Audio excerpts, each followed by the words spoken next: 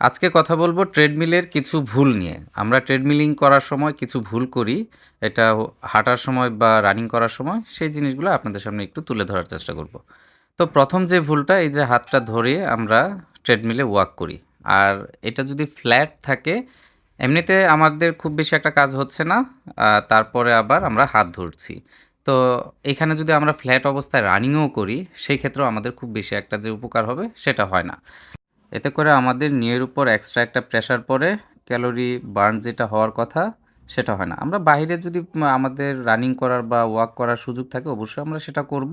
বৈরী পরিবেশ বা আমাদের যখন বাইরে এই অতিরিক্ত ঠান্ডায় আমরা যখন যেতে পারবো না তখন আমরা এই ট্রেডমিলটাকে বেছে নেব।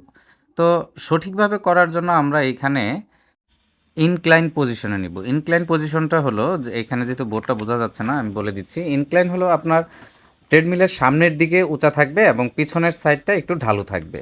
তো এতে আমাদের হাঁটা বা রানিং করার ফলে আমরা ফ্ল্যাটের থেকে অনেক বেশি ক্যালোরি বার্ন করতে পারবো। আমাদের নিয়ের উপরও এক্সট্রা প্রেশার পড়বে না। আরেকটা প্রবলেমের কথা বলি, আমরা রেগুলার কার্ডিও বা ট্রেডমিলিং করার চেষ্টা করি, এটা করা যাবে না। হার্টেরও রেস্টের প্রয়োজন আছে। আর হার্ট যদি আপসেট হয়ে যায় বুঝে নিত। ভালো থাকবেন আপনারা সবাই।